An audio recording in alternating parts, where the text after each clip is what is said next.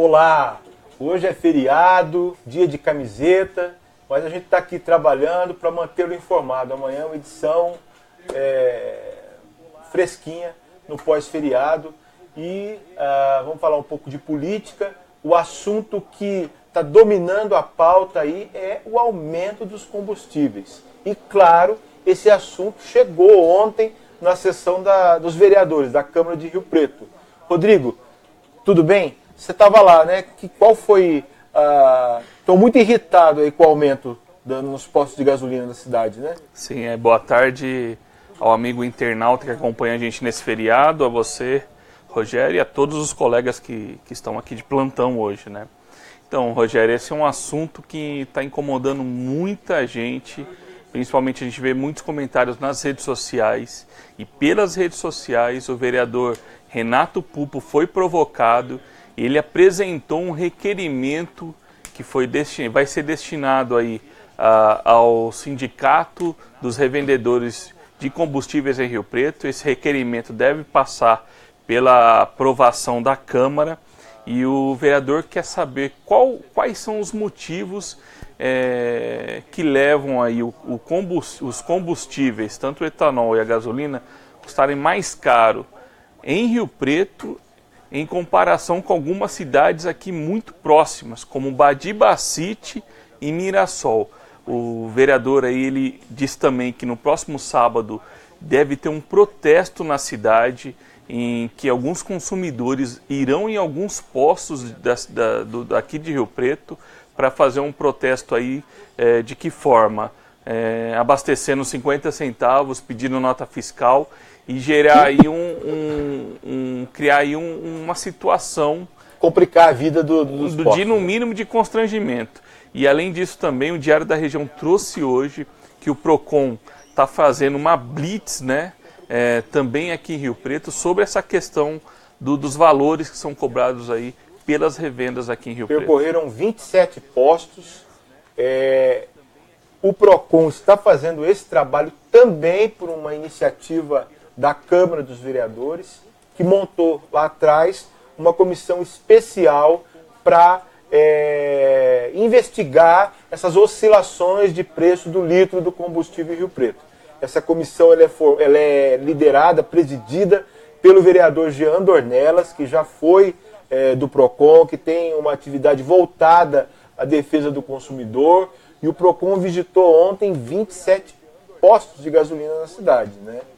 Está salgado o negócio, o etanol já passou da barreira dos R$3, a gasolina daqui a pouco está chegando nos 5. Rogério, chamou a atenção aí o comportamento de alguns outros vereadores, como por exemplo o vereador Jorge Menezes, que disse publicamente, ele sendo vereador de Rio Preto, que ele vai abastecer com o carro dele em Badibacite, onde se paga mais barato. Ele só não falou isso, como também cobrou que os consumidores façam o mesmo. Tem que ver se compensa esse deslocamento até uma cidade vizinha para fazer esse abastecimento. Se a diferença nos valores cobrados aí vale a pena no bolso do consumidor, né? Olha, e amanhã o Diário continua no assunto, que inclusive é tema do editorial. Não perca então na edição desta quinta-feira o editorial do jornal a respeito do assunto, né, Rodrigo? E falando em consumidor, Rodrigo, um outro projeto que estava na sessão de terça-feira, que causa bastante polêmica, né, do vereador José Carlos Marinho. Ele quer que, antes de fazer o corte no abastecimento de água, a prefeitura mande uma carta registrada para o devedor. Ele também aumenta de 90 dias para 120 dias o prazo da dívida aí, desde a última fatura, para o SEMAI poder fazer o corte, né, Rodrigo? E como é que está essa discussão naquela? Parece que o governo está se articulando para impedir que esse projeto seja aprovado. Ô Rogério e aos amigos aí, fica claro que esse projeto muito provavelmente subiu no telhado. Ontem, depois da sessão, depois que o próprio presidente da Câmara, Jean Charles, ele atuou mais uma vez, que a gente sempre está falando, como uma espécie de líder do governo. Ele pediu para o vereador pensar melhor sobre essa proposta e os vereadores acabaram adiando aí a votação até da legalidade do projeto, que tem 2 pareceres, inclusive pela ilegalidade, ele seria inconstitucional. Então o que acontece? O Marinho está bem empenhado em aprovar esse projeto. O Marinho abriu uma guerra pessoal dele contra o superintendente do Nicanor, a qual ele se referiu ontem durante a sessão como o câncer de Rio Preto, que gerou ali um princípio de mal-estar na base do governo Edinho Araújo, tendo aí, por exemplo, o Fábio Marcondes dito que o Marinho teria dito isso com fígado, né? Então você vê que a situação, nesta questão desse projeto especificamente, que prevê o corte da água e que determina novas regras para o corte da água em Rio Preto, ela acaba de certa forma implodindo a base do Edinho na Câmara, o que acaba aí dando mais trabalho para o secretário de governo Jair Moretti, porque se há uma contaminação da base em votação de projetos de vereadores, quando for projetos de interesse do executivo, você sabe como é que é a Câmara. Vereador guarda mágoa de vereador. Aí começa tendo que o Edinho, até o prefeito Edinho, tendo que recompor toda a sua base de governo. É interessante a situação do vereador Marinho, né? Porque ele, ao mesmo tempo que ele é governo, ele está descontente com alguns setores do governo, não é só com o Nicanor, ele também tem um outro projeto bomba aí para o executivo, que é um projeto sobre a instalação de radares na cidade, que também estava para ser votado na sessão de terça-feira e que também foi retirado da pauta pela base governista, que é um projeto que cria uma série de obstáculos aí para a prefeitura instalar os equipamentos, né? Tem que fazer uma campanha para avisar com 60 dias de antecedência. Como que é esse projeto? Esse projeto ele regulamenta uma forma de que o governo vai ter que deixar bem claro o posicionamento de um novo radar. Nós tivemos recentemente a instalação de 2 radares muito polêmicos aqui, de 40 km por hora. Ali no novo viaduto da região norte, nos 2 sentidos foi instalada a questão do radar de 40 km por hora e posteriormente na Avenida da Saudade. Ontem os vereadores criticaram muito esse projeto do radar. Ele, apesar de ele também ter resistência de parte da base do governo, é um projeto que pode ser aprovado. Por quê? Radar gera multas e os vereadores são muito cobrados ali, por parte até dos munícipes, dessa questão da indústria da multa. O vereador também, Jorge Menezes, voltou diz que fez um pedido do levantamento da quantidade de multas. Ele disse que nesses pontos novos aí, depois da instalação dos radares, que foi há 3 meses atrás no máximo, já está mais de 100% a quantidade de multas em relação ao período que o radar foi instalado. Então você vê que os vereadores também sofrem na pele aí as reivindicações dos moradores, né? Eles se colocam como representantes do povo e acaba sendo uma caixa de ressonância ali, né? Os vereadores recebem muitas reclamações e esse projeto do Marinho aí é difícil o vereador votar contra, mas parte da base também vai se posicionar contrária a essa proposta, Rogério. Parece que o pedido de vista foi até por orientação do próprio Marinho, que quer fazer uma emenda ao projeto. Ele quer melhorar, segundo o Jorge Menezes, que pediu a vista, ele quer melhorar essa proposta para garantir a aprovação. Porque imagina você ser para o Marinho aí 2 propostas polêmicas e não emplacar nenhuma e enfrentar todo o desgaste que ele está enfrentando, principalmente junto aí ao SEMAI, porque o SEMAI tem outro argumento forte na questão do projeto do corte de água. O SEMAI diz que o AR, para se mandar um AR para todos os moradores que deixam de pagar suas contas, teria um impacto para a autarquia no valor de 2,5 milhões. Isso impacta também a conta d'água. O Nicanor me disse na segunda-feira, logo após a reunião com os vereadores para discutir o plano de saneamento básico, que a tarifa da água de Rio Preto teria que ter reajuste até, se essa proposta do Marinho for aprovada. Ô Rodrigo, mudando de assunto, você tocou num ponto aí, teve uma reunião segunda-feira, né, do governo com os vereadores, 9 vereadores presentes. Sim. E foi apresentado a eles o plano municipal de saneamento básico. Rio Preto vai buscar água no Rio Grande para, se no futuro, para continuar tendo capacidade para abastecer a população? A gente trouxe até uma entrevista exclusiva aí com o Nicanor, Rogério. Ele falou, a médio prazo, Rio Preto não tem mais como fazer a perfuração de poços profundos. Que a gente sabe que tem o aquífero Guarani, que é um dos principais aí, se não o principal aquífero de água doce no país, né? Um dos maiores que a gente tem. E uma das soluções para se resolver o problema de abastecimento de água em Rio Preto seria buscar água lá no Rio Grande, a cerca de 60 quilômetros. E como que se faria isso? Foi feito um projeto, ainda na gestão do ex-prefeito Valdomiro Lopes, para se buscar essa água lá no Rio Grande. O prefeito Valdomiro investiu na época, o ex-prefeito Valdomiro investiu na época cerca de 1.400.000 reais aí nesse projeto, que passou por algumas alterações nos primeiros meses da gestão do prefeito Edinho Araújo e vai ser colocado para ser votado na Câmara já na próxima sessão. E é caríssimo, né?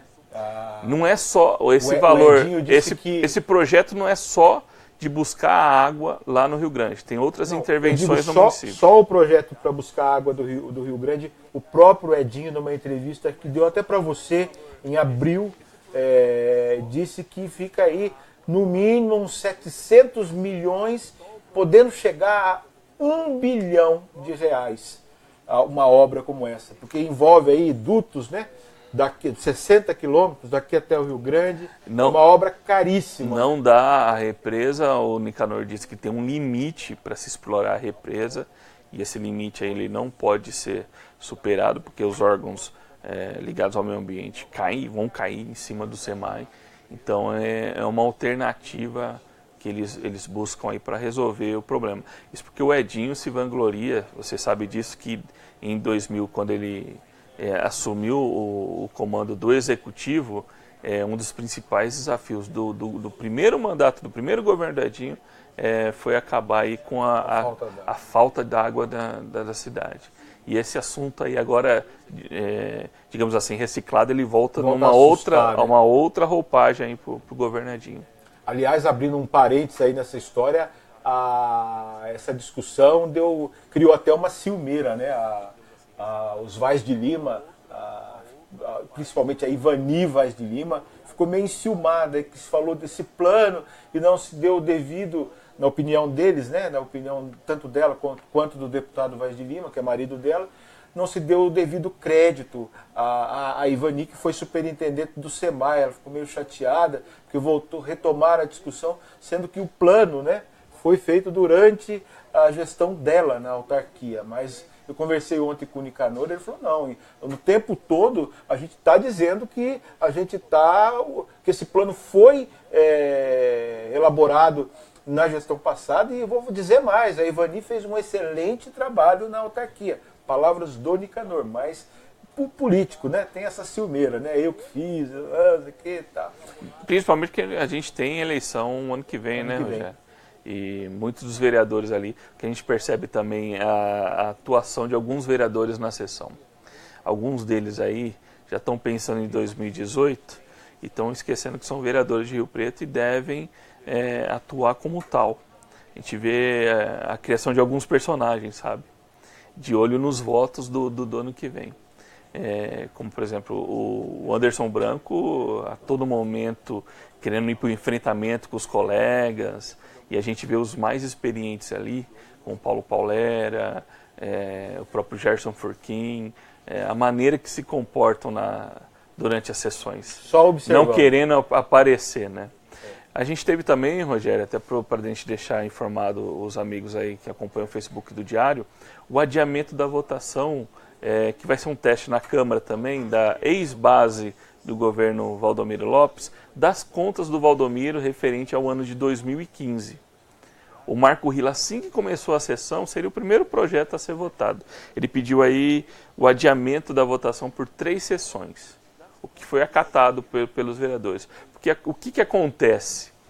O pessoal não acredita, pode não acreditar, mas muitos vereadores vão para a votação de alguns projetos sem sequer ter lido o conteúdo da proposta. Eles vão no efeito manada. O que um vereador ali, a gente pode ver, esses mais experientes se posicionam, os mais novos, ou aqueles que não leram a proposta, vão atrás. Mas dessa vez não, porque pode ocorrer implicações até para o Valdomiro, né? Caso a proposta não seja aprovada, ele pode ficar se tornar inelegível para as próximas eleições. E a gente sabe que ele tem pretensão de disputar uma cadeira lá no Congresso Nacional, na Câmara Federal, como deputado federal, né? Outro assunto que está pegando, Rodrigo, é a limpeza das escolas municipais.